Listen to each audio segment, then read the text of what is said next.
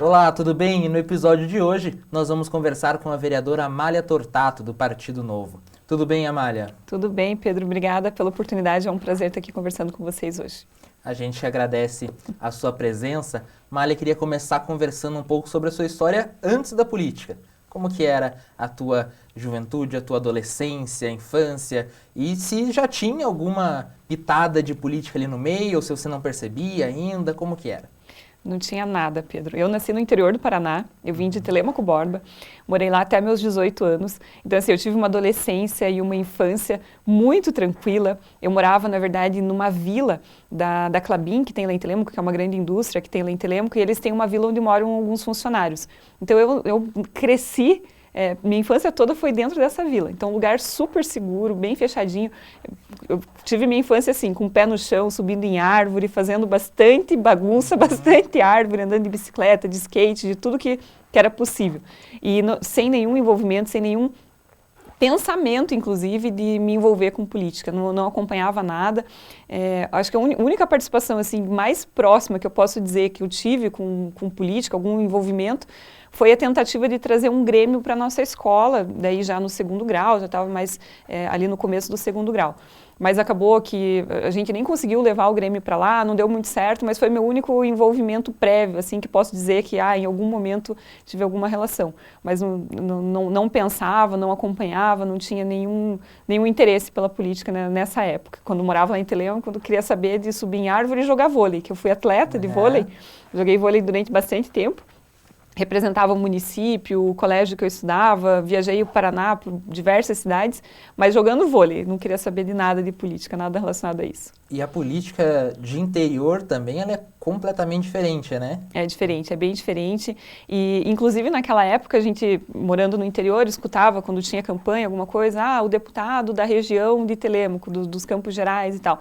Eu achava, inclusive, que a eleição era meio que distrital, assim, né? Porque vendia-se essa imagem, o deputado da região. E só anos mais tarde que eu fui entender que não, que o deputado é do Paraná inteiro, né? O senador é do Paraná inteiro. Mas lá no interior, essa história ainda vende muito bem, né? As pessoas gostam de ter um representante ali, que eles falam que é o representante da região e tudo mais. A gente vê que isso ainda é enraizado na política, né? E quando eu era mais jovem, eu até imaginava que era separado por regiões, mas, enfim. E é diferente, realmente a política no interior é diferente, sempre tem aquela família que é mais tradicional, aquele prefeito que está sempre lá, vai e volta, enfim. A política no interior é um pouco diferente mesmo. E ainda continuando, antes de entrar, de fato, ativamente na política tradicional, como foi essa sua vinda para Curitiba? Ela aconteceu antes? Já teve um tempo aqui? Como que foi? A minha vinda para Curitiba, eu vim quando passei no vestibular, né? Eu sou formada em engenharia mecânica, então eu vim com 17 para 18 anos para fazer faculdade de engenharia mecânica, fiz aqui na Universidade Federal do Paraná. E fora isso, antes disso, eu vinha para Curitiba porque tinha família que morava aqui, né? Parentes que moravam aqui, então eu vinha com frequência para Curitiba. Minha relação com Curitiba começou antes, mas para morar mesmo eu vim com 17 para 18. Agora eu estou com 36, quase 37, então já mais da metade da minha vida eu já estou aqui em Curitiba, né? Já estou há quase 20 anos aqui em Curitiba, fiquei 18 lá em Telêmaco, então... Mas foi algo gradual, então não teve aquele choque de chegar numa cidade maior? Teve, na verdade, né? Porque eu vinha só para visitar, passar final de semana, para ficar na casa dos parentes que a gente tinha aqui, mas para morar mesmo, eu vim só quando passei no vestibular. E aí é um choque, é uma outra realidade. E veio né? sozinha?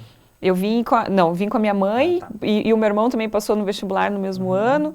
E aí meu pai já tinha saído da empresa lá em Telêmaco, já estava morando aqui. No fim veio a família inteira já para morar aqui em Curitiba.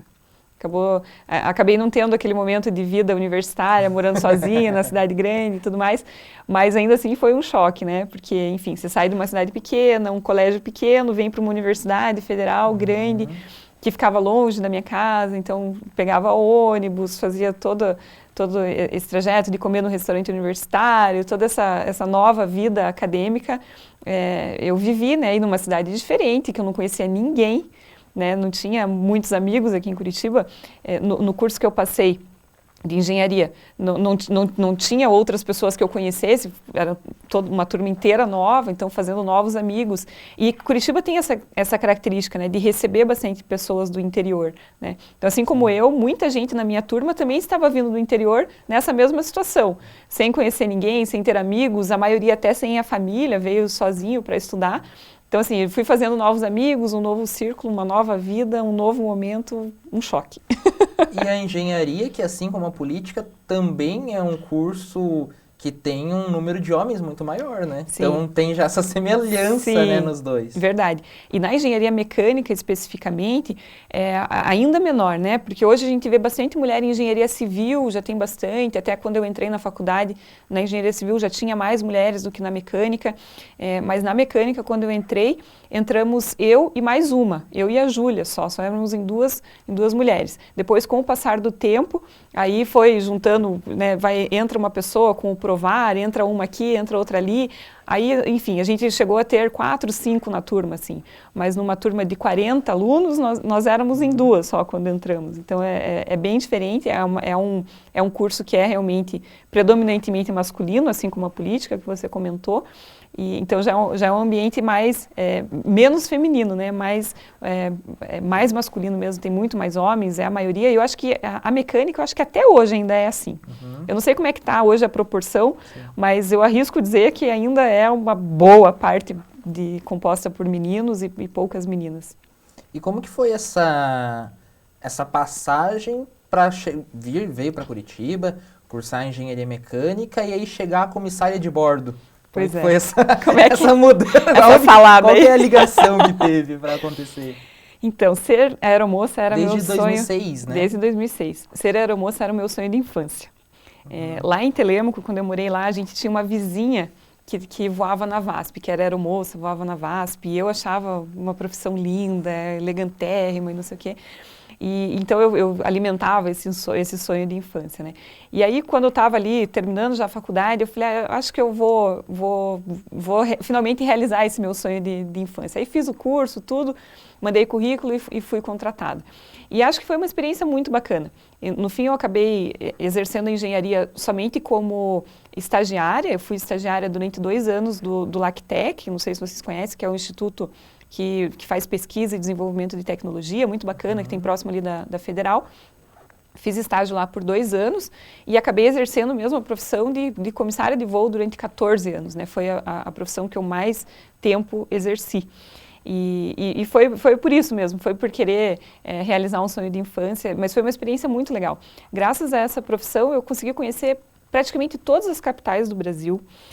Tive a oportunidade de viajar para diversos países pelo mundo afora, que certamente seria muito difícil ter essa experiência, né, tendo uma profissão normal, que a gente fala, né, ou até mesmo na engenharia seria difícil conhecer tantos países quando eu tive a oportunidade de conhecer. Então, graças a essa profissão aí, eu tive chance de viajar bastante, conhecer pessoas, culturas, foi muito legal, foi muito bacana, uma experiência muito, muito boa. Eu acho que em algum momento todo mundo pensa um pouco nisso, né? Na questão. Eu já pensei por muito tempo, quando eu era menor, comecei a primeira viagem de avião, assim, de pensar, nossa, queria ser piloto, deve ser muito legal, você viaja.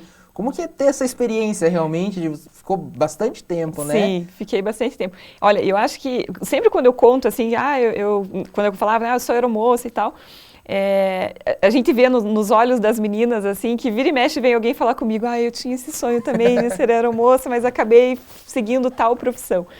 Realmente, é uma profissão que mexe com o imaginário das pessoas, que faz as pessoas voltarem para suas infâncias, porque assim como eu tive esse sonho, né, muitas meninas tinham, muitos meninos também pensavam em ser pilotos, enfim, estar no mundo da aviação, que é um mundo que é um mundo meio misterioso, né? Que é cercado de glamour e de mistério, e como tem pouca gente que acaba atuando, né? As pessoas não sabem muito bem como funciona. Então, assim, muitas dúvidas, né? As pessoas sempre me enchem de perguntas relacionadas ao mundo da aviação. E eu adoro responder, né? Eu acho sensacional, porque a gente vê que os olhinhos brilham e as pessoas se sentem um pouco... meu sonho também foi um pouco realizado ao ouvir eu contando as experiências e as histórias. Então, as histórias, é muito bacana. E realmente, é difícil conhecer... Eu não conhecia ninguém que de fato tivesse passado por isso, né? Parece que, aliás, acho que além de não conhecer ninguém, eu acho que quem não é ou quem não foi, não sabe nem como se tornar, assim, né? Por causa que como você falou, é um negócio que é meio que, parece que é algo mais secreto, né? Algo mais... Meio misterioso, né? Isso, mais difícil de chegar, digamos assim. Como é que foi esse processo? O que você tem que fazer? Aonde você se prepara? Legal. Então, agora você já conhece, já não Sim. pode mais dizer. E um dia eu trago meu marido para você conhecer. Meu marido é piloto. Aí você conhece uma aeromoça e um piloto. Que legal. Mas, na verdade, é muito fácil. E quando as pessoas me falam, será que ainda dá tempo e tal de ser comissária? E eu sempre explico, é muito fácil, é um curso de 4 meses, é um curso bem rápido de fazer e que ele não é tão caro, é um curso que assim, é acessível. Normalmente as escolas parcelam em 10 vezes, então um valor que já não é tão alto acaba ficando aí mais acessível ainda. E é bem simples, um curso de 4 meses. Quando você termina esse curso, você faz uma prova, que na minha época era o DAC, hoje é a ANAC, né? Faz uma provinha da ANAC com as matérias que você aprendeu, e aí você vai aprender um pouco sobre avião, um pouco sobre meteorologia, um pouco sobre sobrevivência na selva, essas coisas assim. E sobre a profissão mesmo você aprende muito pouco, um pouco de emergências e tal. Sobre a profissão mesmo você aprende muito pouco nesse treinamento de 4 meses. E aí você faz essa provinha da ANAC, sendo aprovado na ANAC, precisa fazer também uma carteira de saúde. Todos os tripulantes têm que ter uma carteira de saúde para garantir a segurança, né, da saúde da pessoa. Tem algumas doenças que se você é portador dessa doença, você não pode, infelizmente, seguir a vida de tripulante. Mas, enfim, você conseguindo tirar essa carteira de saúde, você está apto para mandar o seu currículo. Aí é só mandar currículo para as empresas e cruzar os dedinhos e torcer para ser chamado. É bem simples, assim. Para você ter uma ideia, eu comecei o curso em janeiro de 2006, e em setembro de 2006 eu estava contratada já na empresa. Bem rápido mesmo. Bem rápido.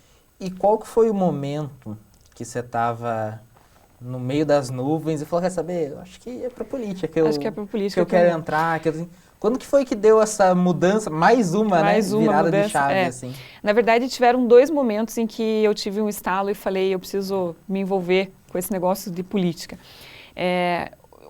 Em 2011, mais ou menos, eu já era comissária, eu estava ali, a minha mãe e o meu irmão estavam passando por um momento de dificuldade financeira e tudo mais, eu já era comissária, e aí eu pensei, poxa, eu precisava fazer alguma coisa para tentar dar para eles uma qualidade de vida melhor e tal.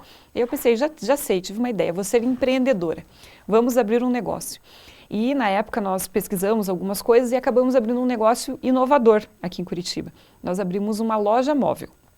Hoje você já consegue imaginar, mas naquela época era uma coisa inovadora. Não se falava muito em food truck, já existia fora do Brasil, mas aqui no Brasil era bem difícil de se encontrar esse tipo de negócio, de conceito móvel, né? Então nós pegamos uma van e transformamos numa loja de roupas. E a minha mãe e o meu irmão saíam aqui pela cidade para fazer as vendas das roupas e tudo mais. Até que os fiscais da prefeitura nos encontraram. E nós tínhamos um negócio aberto, pagávamos imposto, tínhamos funcionário, tudo certinho, tudo bonitinho. A gente estava ali gerando renda, gerando emprego, pagando imposto, tudo certo. Mas quando os profissionais da prefeitura, os fiscais nos encontraram, eles olharam para o nosso negócio e falaram assim, poxa, não existe uma regulamentação que diga como que um negócio de conceito móvel deve funcionar. Então, como a gente não tem uma regulamentação específica, nós vamos encaixar o negócio de vocês na regulamentação dos ambulantes. E a lei dos ambulantes aqui em Curitiba, ela diz que um ambulante tem um dia, um horário e um local fixo para trabalhar. E aí o nosso negócio com conceito móvel foi por água abaixo. A gente acabou indo à falência. E aí foi quando me deu o primeiro estalo, que eu falei assim, poxa vida, nós temos uma empresa aberta, pagamos imposto, geramos renda, e a prefeitura prefere olhar para o nosso negócio, né, o governo, o Estado prefere olhar para o nosso negócio e dizer, não, como eu não sei direito o que fazer com o teu negócio, eu prefiro que você fique na sua casa. Falei, não, tem alguma coisa errada aí, né? A gente precisa rever os nossos conceitos.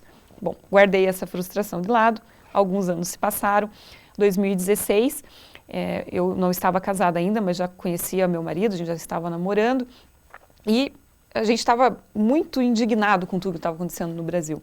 Impeachment estava rolando já naquela época, Lava Jato estava a todo vapor, todo dia uma notícia de um político preso, corrupção, dinheiro na cueca, aquela confusão. eu e meu marido, nós nos olhamos e falamos, poxa vida, será que é nesse país que a gente quer ter a nossa família, criar os nossos filhos, né? E a gente pensou seriamente em ir embora do Brasil. Estávamos arrumando as malas para ir embora, até que eu tive uma perda na família, minha avózinha acabou vindo a falecer, e aí me deu o segundo estalo, Pedro. Eu falei assim, poxa vida, já pensou se eu estivesse lá do outro lado do mundo e acontece alguma coisa com qualquer pessoa da minha família? Eu não quero ficar longe da minha família, eu quero ficar perto da minha família. Mas eu não estou feliz com o que eu estou vendo, com o Brasil que eu estou vendo, não estou feliz. Ok, parei, pensei e falei, tudo bem, eu não estou feliz com o que eu estou vendo, o que eu posso fazer então para mudar? Né? Porque ficar só reclamando não vai mudar. E aí foi quando eu entendi a importância da política. Eu falei, poxa, nós somos reféns de tudo que os políticos decidem. E eu não estou gostando do que eles estão decidindo. Então vou eu lá decidir. E aí foi quando eu comecei a me envolver. Juntei com aquela minha primeira frustração do nosso negócio, que havia ido à falência. Juntei com essa segunda frustração e falei, vamos arregaçar as mangas e vamos fazer alguma coisa. E aí eu comecei a estudar. Saúde, educação, segurança, economia, história, política, sobre tudo. E comecei a me preparar para ocupar um cargo público, né? Em 2018 eu fui candidata a deputada federal aqui no Paraná, já pelo Partido Novo. Nós não conseguimos eleger ninguém, mas eu não parei de me preparar.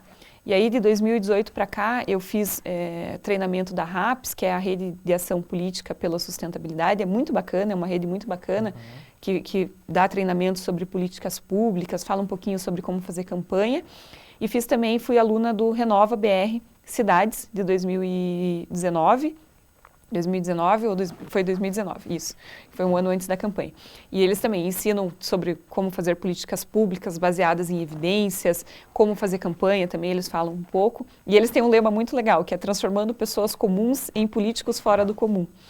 E aí, enfim, com todo esse treinamento, nós conseguimos em 2020, conseguimos a cadeira aí finalmente na Câmara Municipal de Curitiba. Então, foi essa virada de chave que aconteceu na minha vida que fez eu olhar para a política com outros olhos e falar, poxa, não adianta ficar só reclamando. A gente precisa fazer alguma coisa para mudar, já que eu não estou feliz com o que eu estou vendo, né? Pulando bastante a nossa conversa, só uma dúvida que surgiu do que você falou. Você tem pretensão de crescimento de executivo ou algo assim? Olha, eu estou começando agora, né? Eu estou aqui ainda nos primeiros 8 meses de mandato. Eu pretendo ficar na política por mais algum tempo. Eu acho que tem bastante coisa que eu posso ainda contribuir. Estou no meu primeiro mandato, vou terminar esse mandato de vereadora, vou fazer os 4 anos. Aí lá na frente a gente vê. Mas pode ser, não vou fechar as portas. Porque me chamou a atenção você falar, fui estudar política, fui estudar educação, saúde, economia. E é muito comum a gente ver, isso não digo aqui em Curitiba, digo em questão nacional mesmo. Um vereador da saúde, o deputado da educação. Então, por essa ideia de já tentar... Sim. Que são duas vertentes bem diferentes, né? Por causa que muitos fazem tanto a sua campanha quanto o seu mandato bem na ideia de, tipo, eu vou defender a educação, eu vou defender a saúde.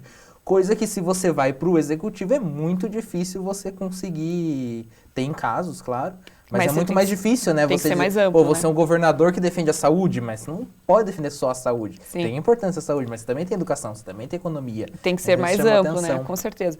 E eu fui estudar tudo isso, Pedro, porque eu falei assim, poxa vida, se for para entrar despreparada e fazer qualquer coisa, não precisa eu sair da minha casa. Já tem bastante político lá fazendo isso. Eu quero fazer alguma coisa diferente. Eu preciso estar preparada. Então, eu fui estudar sobre tudo. Na nossa campanha e no meu mandato, a gente foca bastante em educação. Como você comentou, né? O legislativo, que é onde estão os vereadores, os deputados, ele tem realmente essa característica de ter um foco. Do mandato e da campanha ter um foco, realmente tem essa característica. E eu foco em educação porque, na minha avaliação, se nós conseguirmos consertar a educação, a gente conserta mais um monte de coisa, né? Então, o meu foco principal do nosso mandato é realmente na educação. Então, é interessante ver realmente essa diferenciação. E a gente teve aqui, eu e a Summer Morad, a nossa diretora, a gente teve aqui... no último ano, a gente já fez um programa conversando com políticos, aí não tinha essa ideia das mulheres, né? Era um programa geral. E a maioria dos políticos que a gente falou mais antigos falavam muito isso. né? A gente chegou, então, a pegar uma outra geração que falava muito de se preparar para estar na política, de estudar para estar na política. E você entrou para a política num momento em que ninguém queria saber de política. No momento, aliás, nas eleições de 2018, a gente teve recordes de abstenção, né, de pessoas que realmente não foram votar, e muitos que foram ainda votaram branco, votaram em nulo. Como é que foi esse momento, né? Claro que você já explicou um pouquinho, né, os motivos que deram esse clique, mas fazer o caminho inverso, né? Entrar para a política quando as pessoas estão querendo se distanciar da política. Mas eu acho que é justamente esse fato das pessoas estarem querendo se distanciar da política que fez com que o nosso cenário político geral tomasse a cara que tomou. Porque os ruins, né, vamos dizer assim, os ruins, eles não pensam duas vezes. Aquelas pessoas que são corruptas, que querem viver do poder, que estão ali pelo poder, elas não pensam duas vezes e elas acabaram tomando conta e se tornaram a maioria. E aí o nosso país virou o que virou. Não é à toa que a Lava Jato prendeu tanta gente, né, condenou tanta gente e resgatou tanto dinheiro de volta. Porque os bons, aquelas pessoas honestas, aquelas pessoas que queriam estar na política para fazer a diferença, acabaram se afastando. O Hernani, que trabalha comigo, que inclusive foi candidato em 2018, ele falava muito isso, né?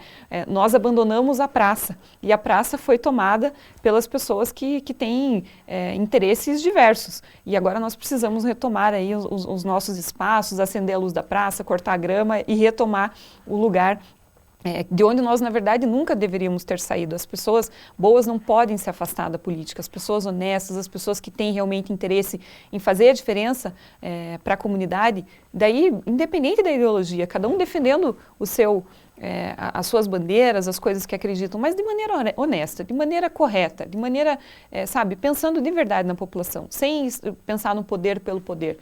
Pensando em realmente fazer a diferença. Essas pessoas não podem se afastar da política, porque se nós nos afastamos, os maus tomam conta. E aí acontece o que a gente viu acontecer, infelizmente. Então, eu tive esse insight. Eu falei, poxa vida, a gente está nessa situação não é à toa, né? A gente chegou onde chegou não foi à toa. Foi justamente porque os bons, infelizmente, acabaram se afastando.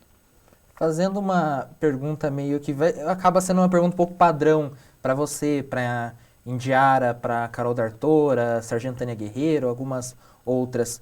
Como que está essa expectativa versus realidade, né? De ter entrado aí recentemente, principalmente você que falou aqui agora que se preparou, que foi estudar, que foi conhecer, então que já provavelmente entrou com pensamentos de projetos, entrou com metas a fazer. Como é que está sendo aí esse um ano, né? Quase um ano, né, de mandato. 8 meses já de mandato. Nossa primeira ação como bancada, uma das primeiras coisas que nós fizemos, a Indiara e eu, né, que somos as duas da bancada do Partido Novo na Câmara, foi fazer o nosso planejamento estratégico. Então a gente sentou, nós duas, com toda a equipe, e falamos o que a gente precisa, o que não pode ficar de fora desses 4 anos e como a gente vai alcançar isso, como a gente vai alcançar tudo isso, passo a passo. Então nós fizemos ali o nosso planejamento estratégico. E tem sido, na verdade, um primeiro ano aí de aprendizados e de muitos desafios, né? Aprender a equilibrar o discurso, a equilibrar como fazer política, como conseguir aprovar as nossas coisas, fazer os nossos projetos andar sem abrir mão dos nossos valores, sem fazer negociata, sem fazer nada que a gente considera que não é certo fazer. Então esse ano tem sido um ano de aprendizados, assim, né? E nós viemos tanto a Indiara quanto eu, nós viemos dessa indignação de entender que a classe política não estava nos representando e agora nós estamos aqui, né? Então agora nós somos as representantes, né? Então de pedra nós passamos a ser vidraças, né? Bem esse comentário. Já tem como ver uma recepção da população? Vocês já têm ali um feedback? Tem sim.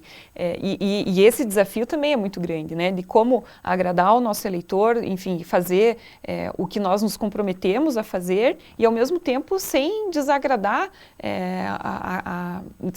totalmente os nossos colegas vereadores, sem criar uma barreira que seja intransponível, né? Porque política se faz com diálogo, política se faz com conversa, você cede um pouco aqui, o outro cede um pouco ali, enfim, dessa maneira. Então, se nós fecharmos todas as portas com os colegas vereadores, se nós só criticarmos, né, nos colocarmos aí como as donas de todas as virtudes, primeiro, que não é verdade, né? Não somos exclusivamente as pessoas que só fazem o bem, enfim, e segundo, que nós vamos acabar fechando todas as portas e aí a gente não consegue fazer mais nada. Então, esse equilíbrio é muito importante e é o que a gente tem, é o desafio que nós temos tido aí, acredito que o maior desafio nesses primeiros meses de mandato é justamente fazer esse equilíbrio, né?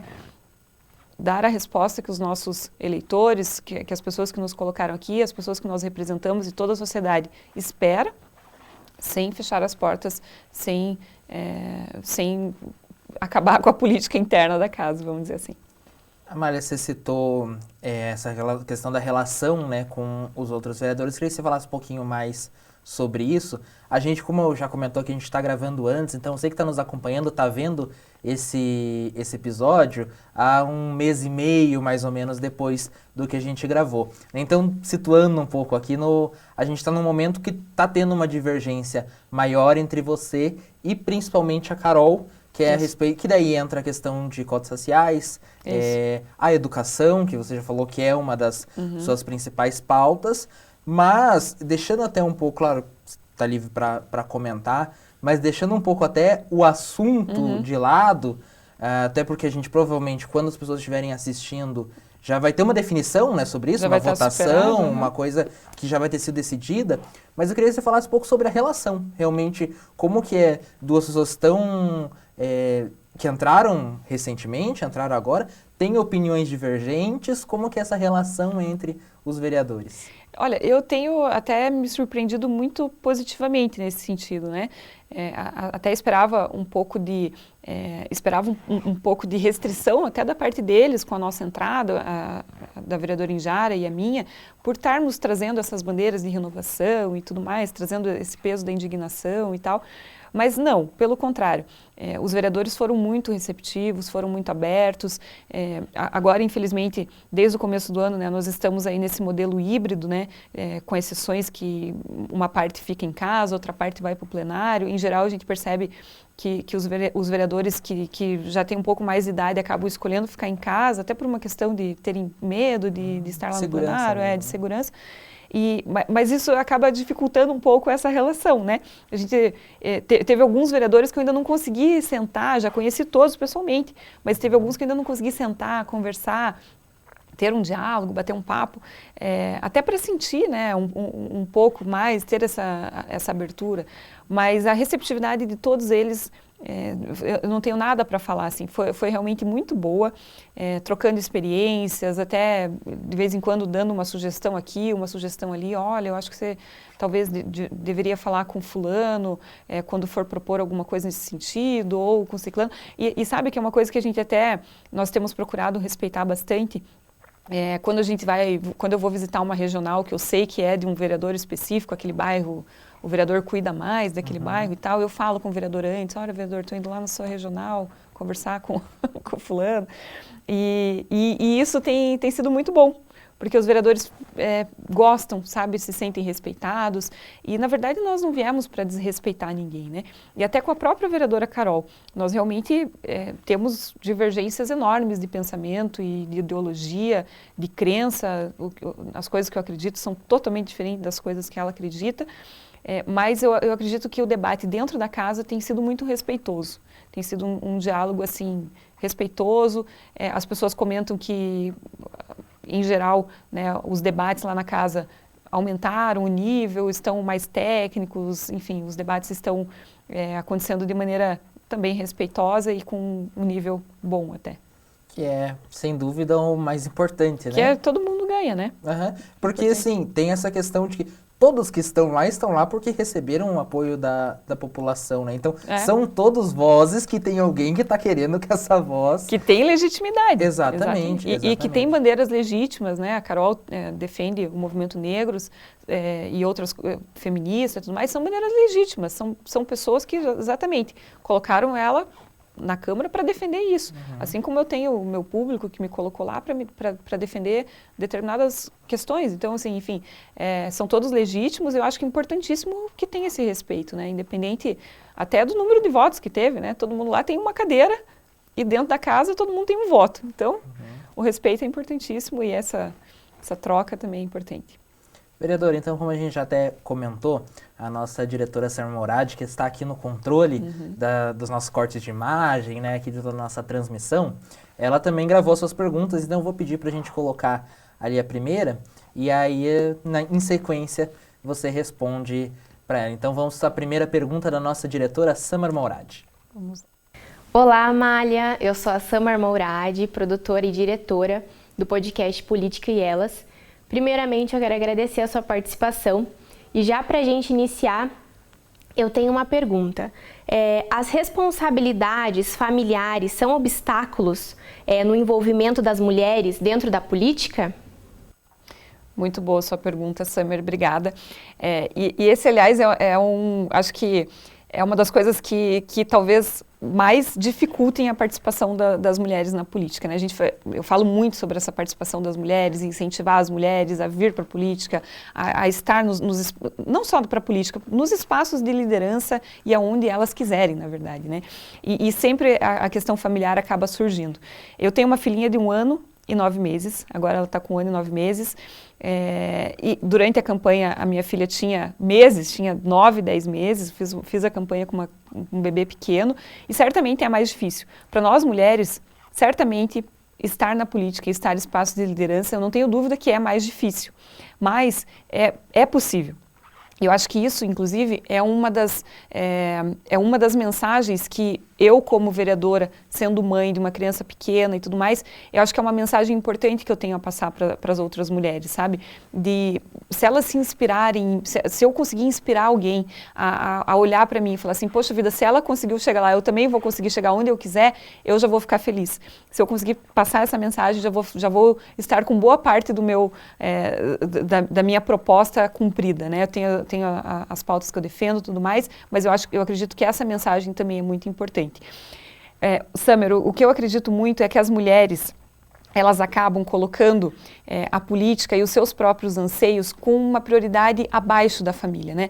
Em geral, a gente pensa, eu vou ser candidata, tá, mas e se eu for eleito, o que eu vou fazer com a minha casa, com o meu marido, com a minha filha, com 1 milhão de coisas que eu tenho para fazer, e daí, por último, está aqui, a parte dos nossos sonhos acaba ficando aqui embaixo. Enquanto que os homens, isso não é uma crítica, mas eu acredito que é uma constatação, sim, enquanto que os homens, primeiro eles pensam, eu quero ser candidato, vou ser candidato, o que eu vou fazer com a família, com a casa, com os filhos? Depois eu vejo, eu vou resolver. E a gente acaba colocando essas preocupações na frente. E eu acho que por isso nós acabamos, muitas vezes, as mulheres acabam decidindo por não participar, justamente por pensar primeiro nas outras coisas, colocar como outras coisas, outros itens como prioridade. E o meu recado, Summer, para você e para todas as mulheres coloquem os seus sonhos como prioridade. As outras coisas, elas se resolvem, a gente dá um jeito, a gente consegue. Nós somos mulheres, a gente consegue fazer 1 milhão de coisas ao mesmo tempo. E essas outras coisas a gente vai resolver, eu não tenho dúvida que a gente vai resolver. Então, coloque o seu sonho como prioridade, porque o resto tudo depois a gente resolve. E eu não estou dizendo aqui que a família é menos importante, que você deve deixar seu filho de lado, seu marido, sua casa. Não, não é isso. O que eu quero dizer é, lute pelos seus sonhos, que a família vem junto, as coisas se ajeitam, as coisas se resolvem. Não deixe de acreditar nos seus sonhos. Isso é muito importante. Como eu falei, eu fiz a campanha com uma criança minha filha tinha 9, 10 meses e, claro, eu contei com o apoio da minha família. A minha mãe fazia comida para mim, comida para minha filha, aliás, faz até hoje a minha marmita e a marmita da minha filha, que já é uma super ajuda. Minha mãe trabalha o dia inteiro, então ela não podia ficar com a minha filha. A forma como ela conseguia me ajudar era me tirando essa preocupação, né? A alimentação você não precisa se preocupar. Então, ela fazia a minha marmita, fazia a marmita da minha filha, a família do meu marido, a minha sogra e minha cunhada acabaram ficando com a minha filha durante o dia para eu poder fazer campanha. Então, eu contei com esse apoio, eu contei com essa estrutura. E é muito importante, se a mulher não tem essa estrutura familiar disponível para ajudá-la, contar com a ajuda de pessoas que acreditam no projeto dessa mulher, sabe? Essa rede de apoio é importante para a mulher, ter alguém que diga para ela, pode ir lá que eu estou aqui atrás segurando as pontas para você. Isso é muito importante e então espero que tenha respondido a sua pergunta, Summer. Até porque muitas vezes o contrário acontece, né? Uhum. Você citou que tem vários olhos, isso, mais uma vez, a gente não fala só de Curitiba, a gente fala de um cenário nacional. Vão ter vereadores, deputados que estão lá fazendo a sua vida pública e muitas vezes tem uma mulher em casa cuidando dos filhos. Sim. Né? Então o contrário acontece muito. E sabe o que é interessante? Que essa pergunta que a Samir me fez, essa pergunta dificilmente é feita para os homens. Isso é interessante, né? Eu conheço um político que tem uma filha, um filho, enfim, que é mais ou menos da idade da minha filha, e eu tenho certeza que nunca perguntaram para ele como é que você vai fazer campanha com um filho recém-nascido. Mas para mim foi uma pergunta que eu ouvi durante muitas vezes, inclusive quando eu decidi que eu ia ser candidata a vereadora, um ano antes, já me perguntavam como é que você vai fazer, né? Eu já estava grávida, mas você tem certeza que o ano que vem você vai ser candidata? Sim, eu tenho certeza que eu vou ser candidata, mas você está grávida, como é que você vai fazer? E para os homens não fazem essa pergunta, né? Então você vê que é uma questão realmente cultural, né? A gente tem essa impressão de que a mulher, como que a mulher vai fazer para sair, ser candidata com uma filha pequena? E por que essa pergunta não é feita para os homens, né? Então, a gente não pode se furtar de correr atrás dos nossos sonhos. A gente precisa, obviamente, dar atenção para a família, para os filhos e tudo mais, como eu já falei e repito, mas a gente não pode se furtar de correr atrás dos nossos sonhos, porque as coisas se resolvem e se ajeitam. E a minha filha, eu tenho certeza que lá na frente ela vai entender, assim como entenderia se fosse o meu marido. Então, eu tenho a consciência tranquila com relação a isso.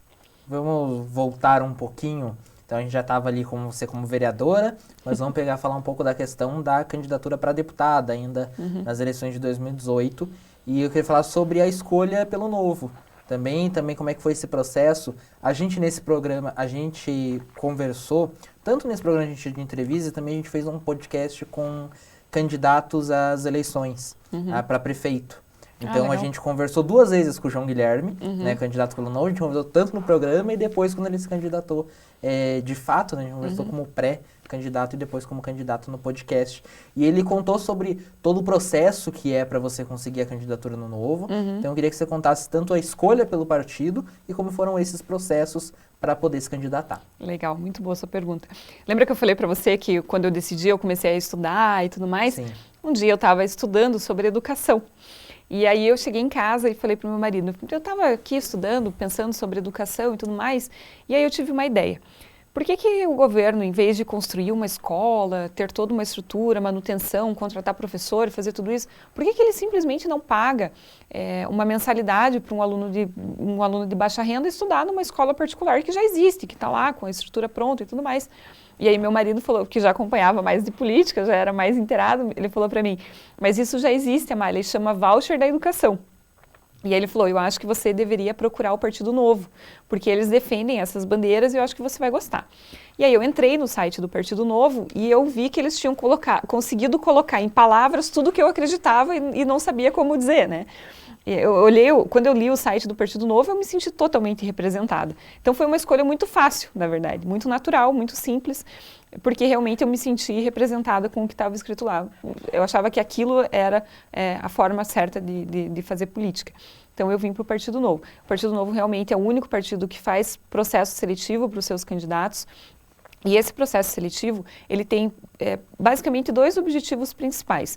O primeiro é que a pessoa que está se candidatando para o cargo, ela saiba o que aquele cargo faz, o que faz um vereador, o que faz um deputado, o que faz um prefeito. Então a pessoa precisa saber, não é um aventureiro que decidiu ser candidato por alguma razão. Não, a pessoa precisa estar minimamente preparado. Porque nós, no Partido Novo, entendemos que são políticos preparados que vão fazer com que a gente melhore o nosso país. Então, se a gente acredita nisso, a gente quer que os nossos candidatos sejam candidatos preparados. E também para ter uma garantia mínima de um alinhamento ideológico. Então, o Partido Novo é o único partido hoje no Brasil que se declara como um partido liberal. O Partido Liberal é um partido que defende que o Estado seja eficiente e enxuto. Então, nós acreditamos que o Estado deveria, e quando eu digo Estado, é o ente, né, o ente maior, não o Estado do Paraná, acho que vocês entendem isso, mas só para deixar claro para as pessoas que estão nos assistindo, né? Então, o governo como um todo, nós acreditamos que o governo deveria se preocupar com saúde, educação e segurança.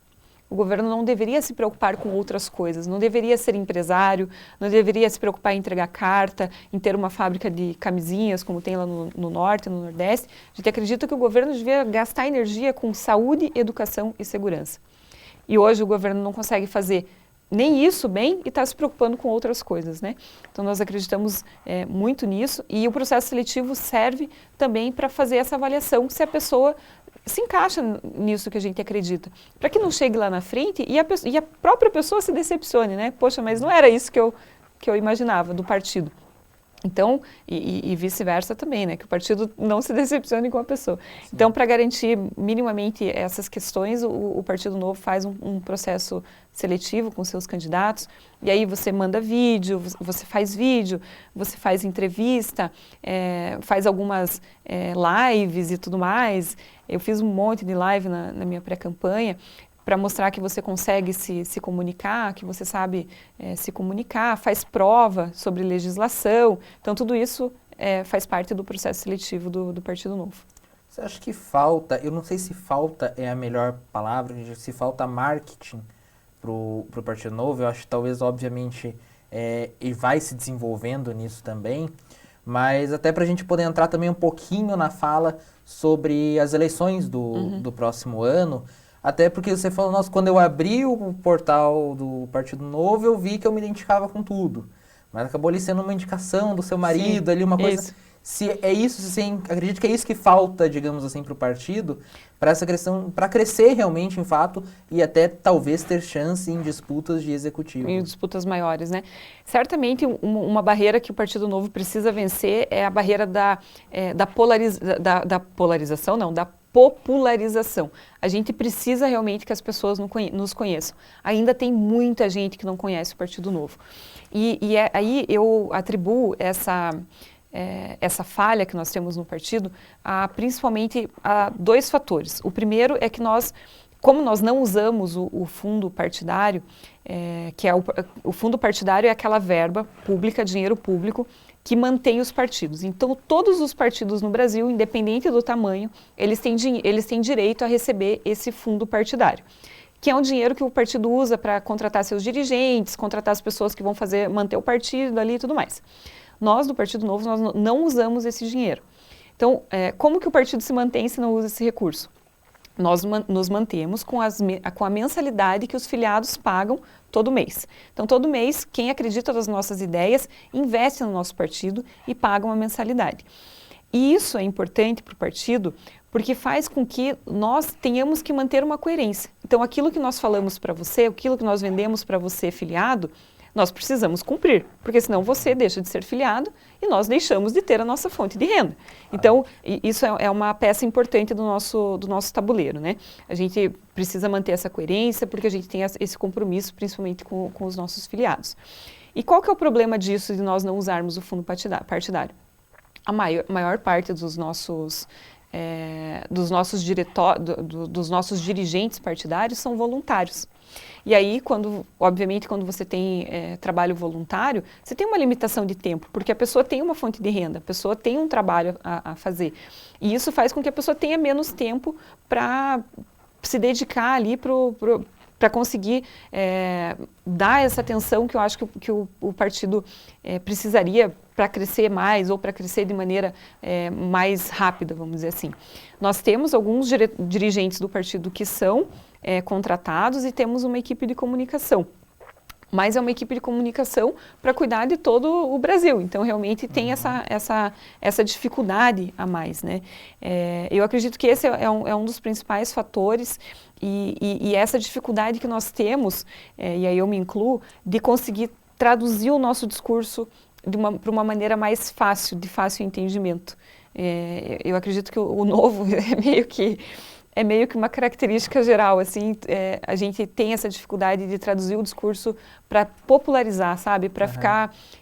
porque eu tenho certeza que as pessoas menos favorecidas, eu tenho certeza que elas acreditam naquilo que a gente defende. Mas nós não conseguimos acessá-las, nós não conseguimos explicar de maneira simples, de maneira fácil, conectar. E isso é uma frustração que eu, pessoalmente, tenho muito grande. Assim, eu pratico muito, tento muito, até uso bastante analogia, minha equipe briga bastante comigo, porque às vezes a analogia não sai do jeito que a gente espera.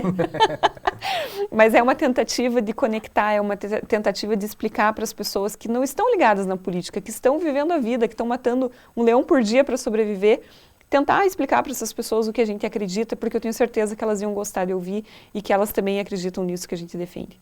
Eu fiz essa introdução, né, para a gente poder falar um pouquinho sobre as eleições do próximo ano, principalmente da questão presidencial, porque você já se posicionou algumas vezes, até recentemente tem postagens nas suas redes sociais, contra o atual presidente e também contra uma possível candidatura do ex-presidente Lula. Então, queria saber se você acha que, claro que você vai trabalhar para isso, mas se você acha que é possível colocar essa outra figura e se essa outra figura poderia ser alguém no novo. Mais do que é possível, eu acho que é necessário a gente ter essa terceira figura, essa terceira via. Mais do que possível, eu acho que é necessário. O Brasil merece. O Brasil não merece chegar nas eleições do ano que vem tendo que olhar para um lado, olhar para o outro e escolher o menos pior. Ou tendo que votar num lado com medo que o outro lado ganhe. A gente não merece chegar nessa polarização ano que vem. O Brasil merece ter uma terceira via, uma pessoa que esteja preocupada em fazer as reformas que o Brasil precisa, em liderar o nosso país para sair dessa crise que nós estamos vivendo, que foi, verdade seja dita, foi realmente agravada pela pandemia? Foi. Mas a gente não está conseguindo sair dessa crise. A gente não está tomando as medidas necessárias para que a gente consiga voltar a crescer. E a gente precisa ter uma pessoa que esteja comprometida com isso, que esteja comprometida com combater a corrupção, sabe? Que não esteja preocupada em interferir na Polícia Federal para proteger a família, ou que não seja condenado pela Lava Jato. A gente precisa, o Brasil merece e precisa. Se vai ser uma pessoa do novo, ainda não sei te dizer. Nós ainda não temos esse nome, não tem uma pessoa definida, foi feito convite para o João Amoedo, que foi candidato em 2018. Primeiramente ele aceitou, depois acabou declinando do convite, e hoje nós não temos um nome dentro do partido. Mas, se nós não tivermos esse nome até 2022, o partido certamente vai apoiar uma candidatura de alguém que venha com esse intuito, que venha com esse espírito de realmente pensar no Brasil, sabe? Chega de populismo, chega de polarização, porque o Brasil não merece isso. Nós somos um país maravilhoso. A gente não precisava estar passando por isso. Eu fico triste, de verdade. Eu fico triste de ver o Brasil nessa situação. Mas eu tenho fé, tenho esperança, acho que vai dar certo. Amália, nós temos uma parceria com a página Por Mais Elas na Política, que é uma página de incentivo a mulheres que queiram entrar tanto direta quanto indiretamente para a política. E aí elas mandaram uma pergunta para a gente, hoje quem mandou foi a Camila Gonda, então vamos acompanhar também e aí depois a vereadora vai poder responder. Vamos lá. Oi, gente, eu me chamo Camila Gonda, tenho 20 anos, sou fundadora do projeto Por Mais Elas na Política e hoje a minha pergunta vai para a Amália. Vereadora, eu queria saber de você se em algum momento da sua vida pública, da sua vida política, você pensou em desistir por alguma outra circunstância. Muito obrigada. Muito legal a pergunta da Camila. Eu posso fazer um comentário antes Claro. de responder a pergunta dela? Eu fico particularmente muito feliz quando eu vejo pessoas jovens, assim como a Camila, como você, já envolvidas e já querendo fazer alguma coisa para mudar. É uma coisa que eu me cobro muito. Como eu contei aqui já a minha história, né, quando eu decidi entrar na política eu já tinha mais de 30 anos e eu me cobro muito por ter levado tanto tempo para entender a importância da política. Então, Camila, parabéns, fico muito feliz de ver pessoas novas assim, já engajadas, já querendo fazer alguma coisa para mudar. Não, eu nunca pensei em desistir nesse tempo, mas a gente passa por algumas provações, né? Inclusive, falando um pouco, trazendo um pouco para o lado da mulher na política, eu já sofri ataques contra a minha pessoa feminina, vamos dizer assim, o fato de eu ser mãe e tudo mais, sofri questionamentos se eu cuido direito da minha filha, se minha filha não estava sofrendo maus tratos, e questionamentos esses e acusações essas feitas por outra mulher. E aí eu pergunto, né, nós brigamos tanto, nós mulheres brigamos tanto para que as mulheres estejam em cargos de liderança, estejam na política, e aí você acha que esse comportamento de falar para uma mulher, para uma outra mulher que está ocupando um cargo de liderança, no meu caso, que sou vereadora, não por eu ser vereadora, mas que eu estou ali ocupando um cargo, uma posição que a gente está brigando para as mulheres ocuparem. Será que esse comportamento de fazer uma crítica pesada dessa e voltada para o lado pessoal da mulher, Será que isso ajuda outras mulheres a quererem participar da política? Se eu tivesse uma personalidade um pouco mais fraca, se eu fosse uma pessoa um pouco mais em dúvida do que eu queria da minha vida, provavelmente eu teria desistido. Porque esse poderia ter sido um gatilho para eu parar e pensar, é mesmo, né? Será que eu estou deixando a minha filha de lado para estar aqui defendendo o que eu acredito? Mas não, eu tenho certeza do que eu quero, eu tenho certeza do que eu estou fazendo, tenho certeza do trabalho correto que eu estou fazendo. As pessoas podem concordar ou não concordar, mas eu tenho certeza da retidão das minhas atitudes, né? Como eu faço tudo certo, tudo correto, tudo dentro da lei, tudo dentro da mais absoluta republicano, né? Tudo muito republicano. Mas esse poderia ter sido um fator. Eu não pensei em desistir, isso nunca passou pela minha cabeça, mas poderia ter passado. Então fica aqui até a minha crítica às outras mulheres que estão nos assistindo, homens, enfim, tudo mais. Você quer criticar alguém que está num cargo público, que está num cargo de liderança? Critique as ideias dessa pessoa, sabe? Questione as ideias dessa pessoa. Faça perguntas, faça críticas, faça sugestões, seja o que for, mas voltada à ideia. Não leve para o lado pessoal. Porque isso pode fazer com que uma mulher desista da vida pública e aí a gente tem uma mulher a menos na vida pública, na política, no cargo de liderança, seja onde for. Então, eu não pensei em desistir, mas já passei por algumas provações aí na vida que, inclusive, fica aqui a minha crítica. Vamos aproveitar agora, então, falando bem de mulheres na política mesmo, bem focado. A gente tem mais uma pergunta da Summer, Vamos que lá. é bem nessa linha e aí ajuda a gente a complementar tudo isso. Tá bom. Na sua opinião, quais estratégias estão disponíveis para aumentar o número do envolvimento de mulheres na política? Muito bom, Summer. Bom, é até legal falar isso, porque nós fomos eleitas, a Indiara e eu, somos uma bancada 100% feminina do Partido Novo e somos, por coincidência, o único partido que se declara também contra as cotas femininas, contra cotas, essas cotas que visam estimular a participação feminina na política. Embora essa seja colocada como uma estratégia para trazer as mulheres da política, para a política, eu discordo, acho que não é essa a maneira. Então, o que eu acredito que vai fazer com que as mulheres venham participar da política? Só fazendo um posicionamento, seria as cotas modelo atual ou todo tipo? Porque existe a discussão de colocar cotas nas cadeiras também, né? Também sou que contra. Que hoje não é, só para a gente deixar Não, também sou contra, claro. também sou contra. Eu acredito que esse movimento tem que ser um movimento natural. Eu acredito que tem que partir da mulher. A mulher tem que decidir, a mulher tem que querer participar da política. E aí, como eu já comentei antes, né, numa outra resposta aqui, como que a gente faz isso?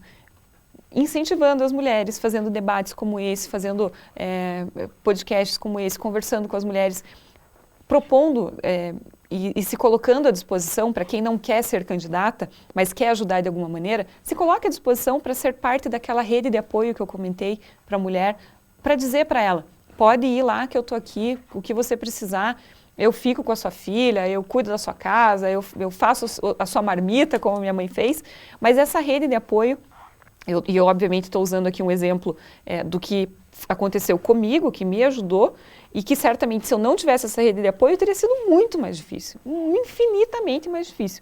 Então, essa rede de apoio eu acho importante explicar para as mulheres, conversar com as mulheres, mostrar para as mulheres que é possível ser mulher, ser mãe, estar na política, estar num cargo de liderança, estar onde elas quiserem e ainda assim não perder todas as outras características que a gente tem como mulher, não perder esse carinho com a família, não perder esse cuidado.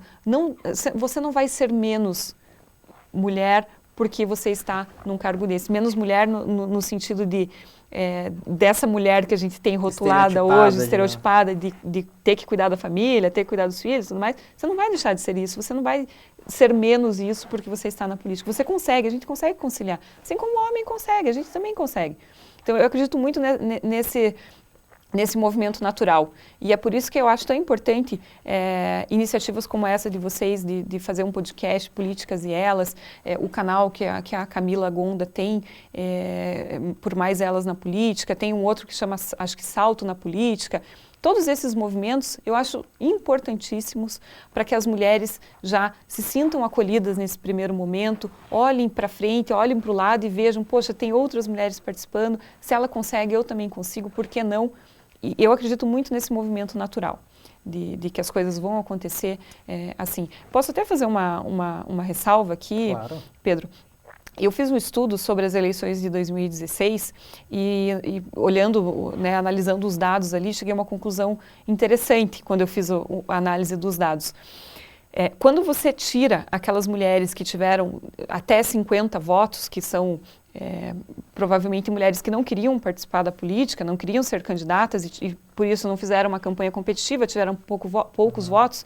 Se você tirar essas mulheres do ranking ali de candidatos e analisar o número de candidatas mulheres, menos essas que tiveram menos de 50 votos, e o número de mulheres eleitas, você tem um valor percentual que é muito próximo mesmo, do valor percentual que você tem de homens candidatos e homens eleitos.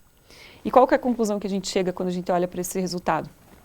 Que a mulher, quando ela faz uma campanha competitiva, ela tem a mesma taxa de sucesso, a mesma possibilidade de sucesso de um homem. Então o que precisa? Fazer uma campanha competitiva. Não adianta colocar mais um monte de mulher, porque só por colocar. Coloca cota, 50% de mulheres tem que ser candidatas em relação aos homens, né? Tem que ser meio a meio. Uhum. O que vai acontecer? Vai ter mais mulheres fazendo menos de 50 votos. Mais mulheres que não queriam participar da política, que colocaram o nome lá só para ser candidata, para que os homens possam ser candidatos. Não vai resolver. Sem investimento na campanha. Se a mulher não quiser participar, se a mulher não tiver interesse, ela não vai fazer uma campanha competitiva e aí, obviamente, não vai ter sucesso. Se ela quiser, se ela fizer uma campanha competitiva, ela tem a mesma taxa de sucesso do homem. A mesma.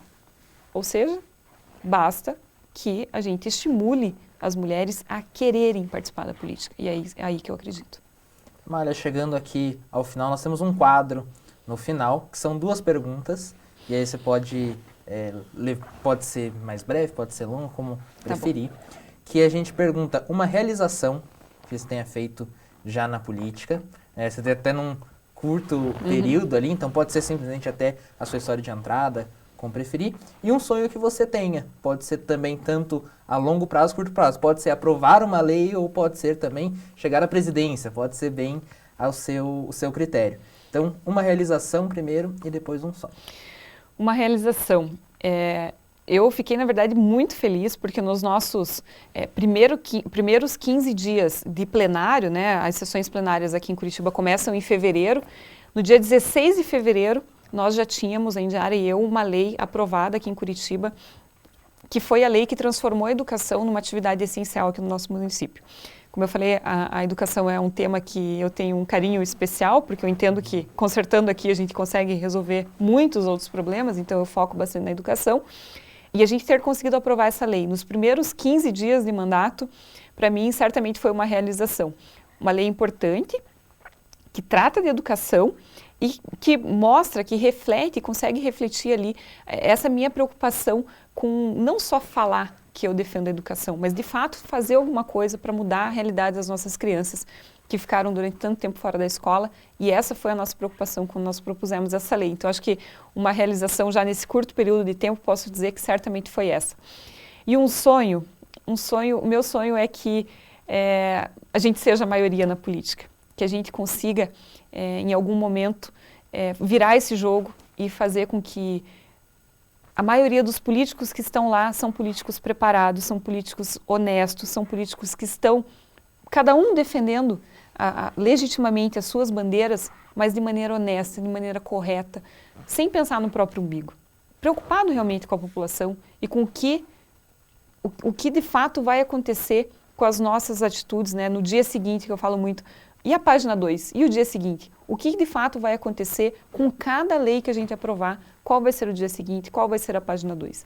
Que a gente seja, então, a maioria, não só aqui em Curitiba, no Brasil inteiro. Amália, muito obrigado pela participação, por ter tirado esse tempo aí para vir aqui conversar com a gente. Foi um prazer, eu que agradeço a oportunidade.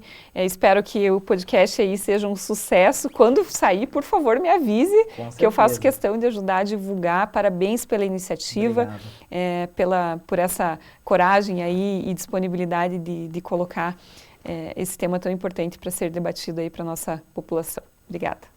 Quero agradecer também a toda a nossa equipe, Samar Moradi, nossa diretora, também aos técnicos da Universidade Positivo que estão aqui nos ajudando na transmissão, o André Bonatti, o Guilherme Deia, também todo esse suporte que é feito para que a gente possa fazer aqui a gravação. Agradecer mais uma vez ao Por Mais Elas na Política, que está aí com essa parceria com a gente, então vai enviando perguntas para todas as nossas convidadas. Em especial, agradecer você que nos acompanhou até aqui. Lembrando que toda semana nós temos 2 episódios, 2 mulheres que fazem parte aqui da política paranaense, seja como vereadora de Curitiba, deputada estadual pelo Paraná ou deputada federal pelo estado do Paraná.